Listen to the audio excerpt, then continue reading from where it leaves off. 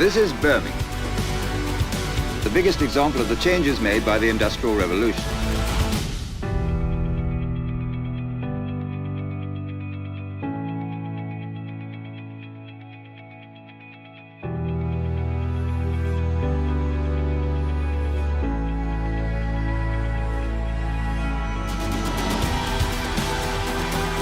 So I think the world can expect three things from the Games here. First of all, a wonderful sporting festival in some brilliant venues. Secondly, it can actually expect a brilliant business exhibition and cultural exhibition, which are important.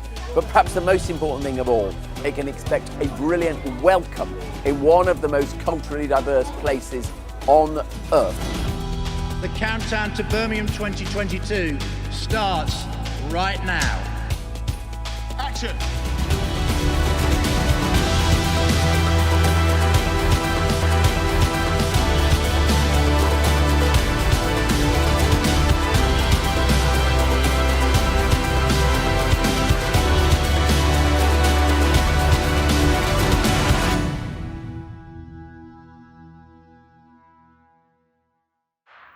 Waheguru Ji Ka Khalsa, Waheguru Ji Ki Fateh.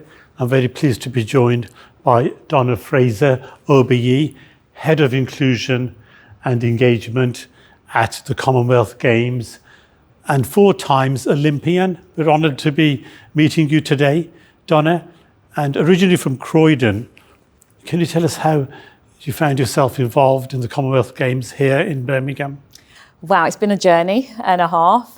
So from my athletics career, I worked alongside my athletics career, which not many athletes do. I formerly worked with EDF Energy and then was catapulted into the world of equality, diversity, inclusion, and then was working with UK Athletics, leading their E.D.I programme. And now I'm seconded at Birmingham 2022, leading their E.D.I programme now until next year. And what does that mean? Engagement, diversity, inclusion. Is this simply a PR exercise, or does it have any depth and real meaning? I think the whole conversation around E.D.I has been bubbling for many, many years, but I think after the events over the last couple of years or so, not such great events, it's just been the main thing on everyone's agenda.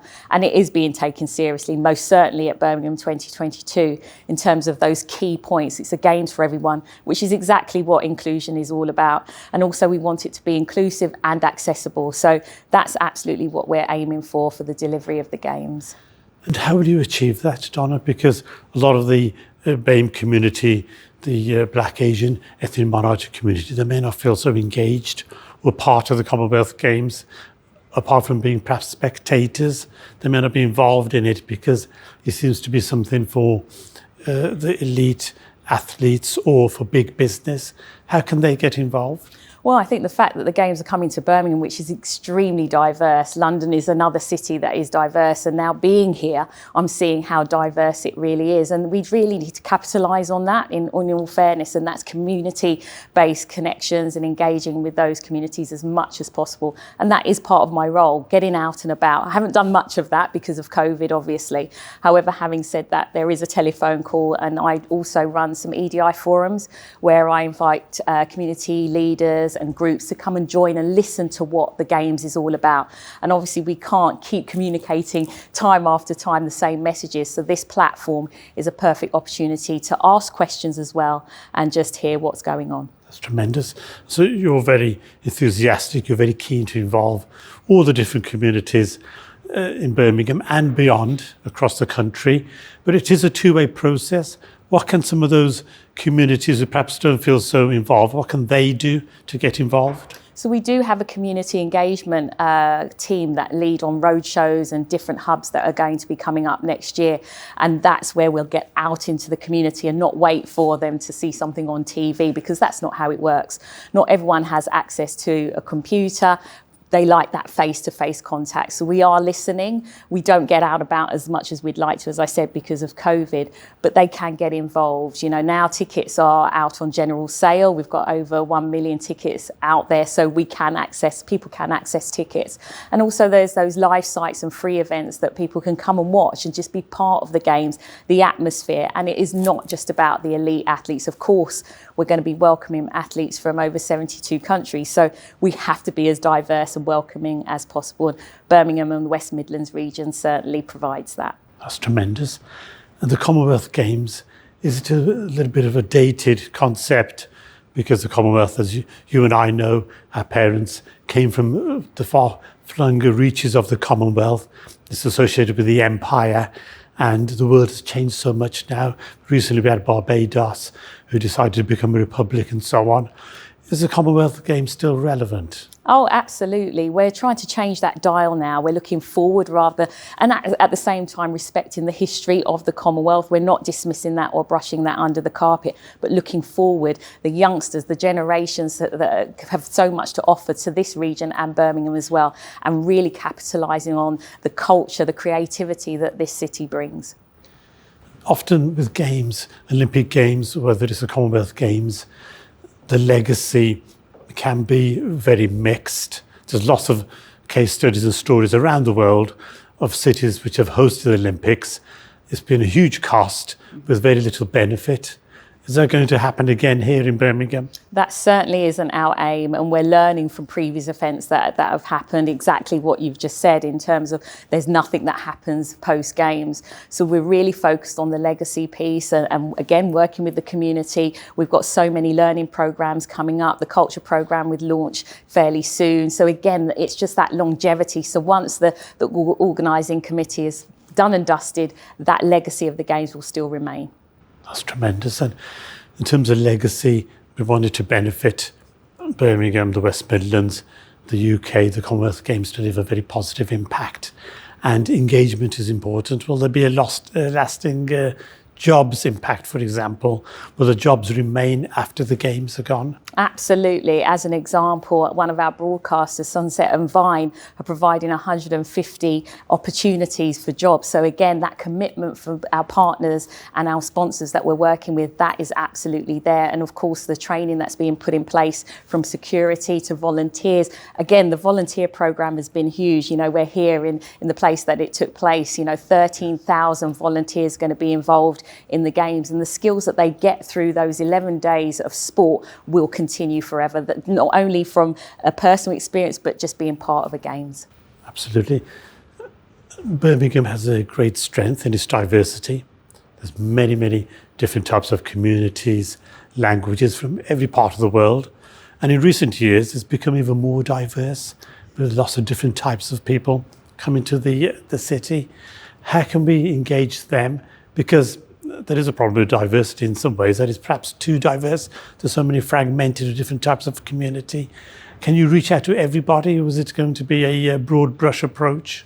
I will absolutely be honest, it's not an easy task, absolutely not, but it's the messaging that we get across and how we get that messaging across, and that's part of my role. And I'm a true believer, if we get our culture right within the organising committee, it will have that ripple effect out into the communities and through the Games delivery as well. So yes, it's going to be a hard task, absolutely, but I think, as always, like 2012, you know, there was always some grumbles, but once the Games were done and dusted, everyone was like, that gave us such a great vibe. And I have no doubt that Birmingham 2022 will deliver exactly that same feeling.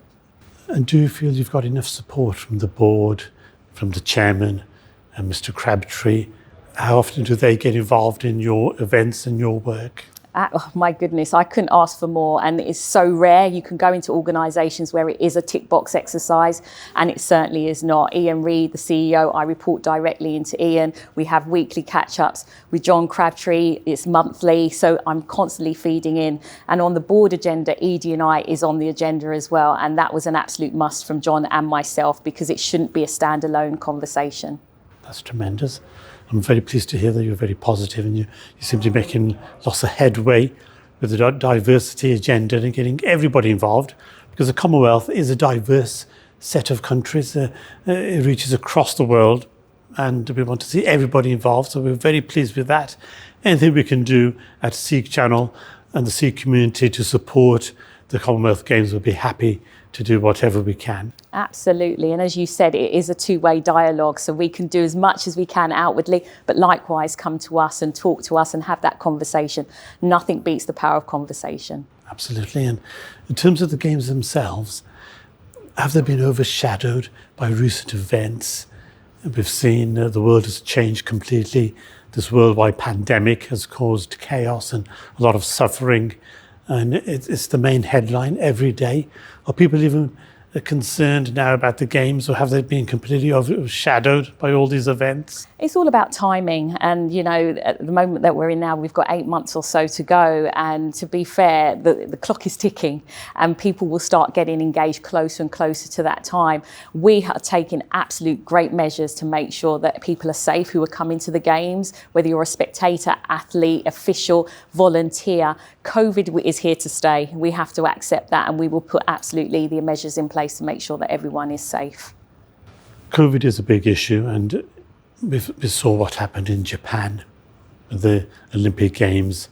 It was there to be cancelled in the end, and then it wasn't a very good event at all, and it's a closed event, and so it really marred it. Could that happen here, especially with the new variants coming through? Could we end up with a closed Commonwealth Games? I wish I had a crystal ball, but I can assure you the planning team have got every scenario in place. And the lessons learnt from Tokyo as well is just not saying that we're glad it wasn't us, but at the same time, it's those lessons learnt, what we can do better and put things in place in the event that we need to change direction, and just be ready for that. So we're not going in blinkered whatsoever. That's tremendous. And you yourself, you've been an athlete and taken part in the Olympics and the Commonwealth Games. How have these changed over the years? How has it changed from when you took part? And what is it like now for athletes? Well, it's grown, and just looking at how my team is and the people I work with, there was no such thing as a head of inclusion and engagement. So it is the first time that these games will have a number of firsts in terms of sports. We've got a para program that is running parallel with the non-disabled program, which is excellent, and it's bigger. It's the biggest program ever. We've got women's cricket, we've got 3-on-3 basketball. So there are a number of events that are different to any other Commonwealth Games. For me personally, just talking to some of my colleagues, the level of detail that they're talking about, just thinking about the athlete first, to make sure that the spectator, the athlete, the volunteer, all these stakeholders have the best possible experience, is just amazing to work with in that environment. That's great. And recently we had Glasgow, the big conference about the environment.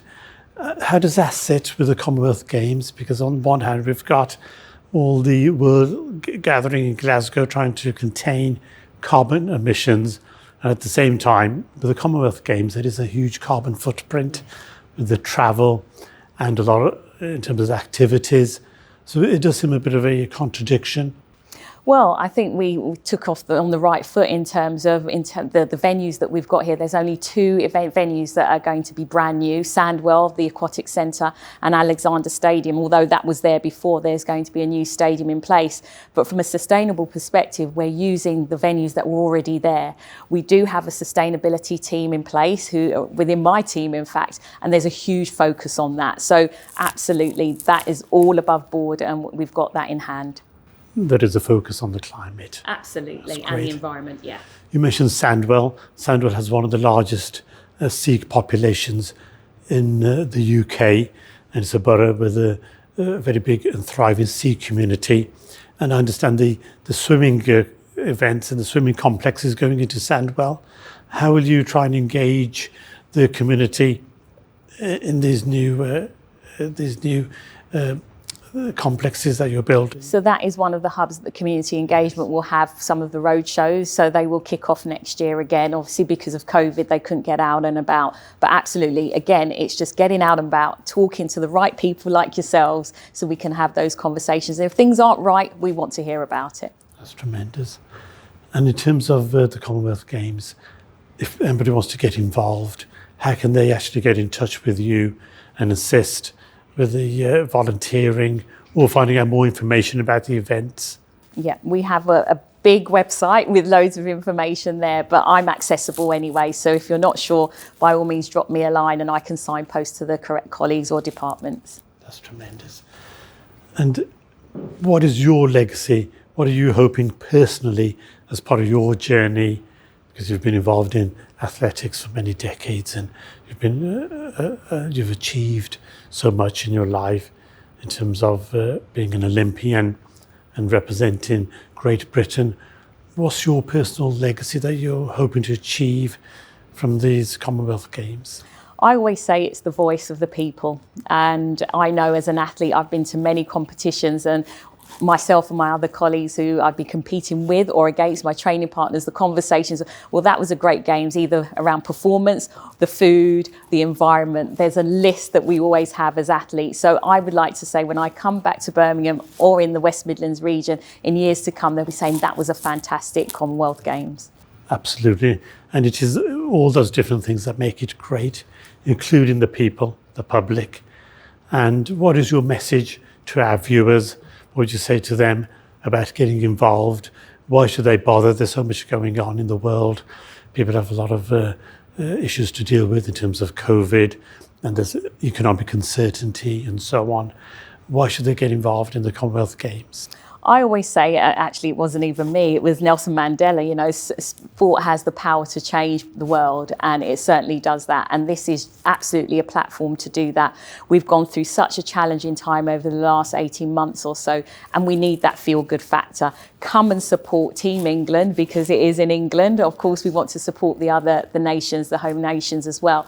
But just get out and about. And as I said, it's not whether you've got a ticket or not, you can get out and watch some of the free events. And if you don't want to get out, just watch on TV, because we're absolutely going to be taking over all the stations on the great performances of the athletes. That's great. Thank you very much for that. Finally, yourself, you're from Croydon, from the southeast, and often a lot of events are London-centric.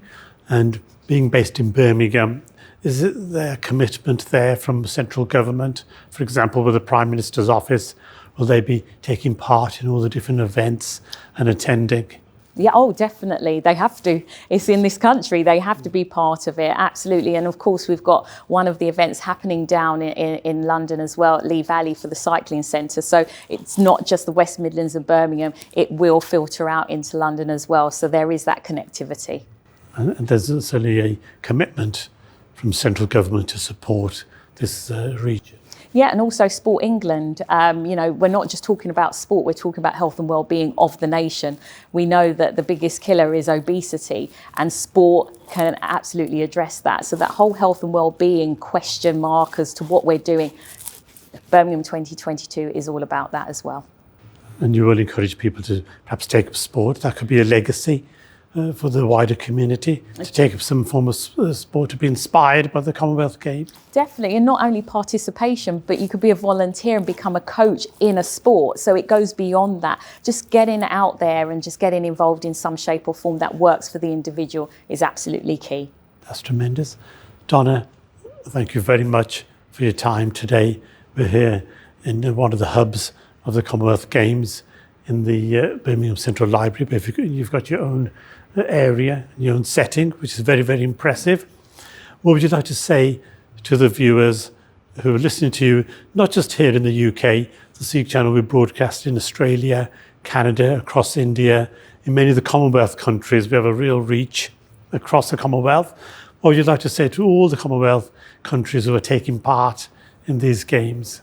What I would like to say to your communities is, if there are any athletes out there coming to the Commonwealth Games, good luck. We're looking forward to welcoming all the delegation as well. But also, if you don't particularly want to participate in sport, as I said, just tune in, whether it's on radio or on the TV. There are so many channels that you can get involved in. But what I would say is just support us as much as possible. But if there are any gripes, then definitely make contact. And as I said, the E.D.I forum is a great platform to participate in that, if you're from, whether you're a leader in the community or one of the community groups. That's tremendous. Thank you very much. Donna Fraser, OBE, Head of Diversity and Inclusion at the Commonwealth Games. We wish you well with your agenda to bring in all the communities to take part in the Commonwealth Games. We'd love to assist you and do whatever we can to make these games a success here in the centre of England. Thank you very much, Donna. Thank you for having me. Thank you. Waheguru ji ਕਾ ਖਾਲਸਾ, ਵਾਹਿਗੁਰੂ ਜੀ ਕੀ ਫਤਿਹ।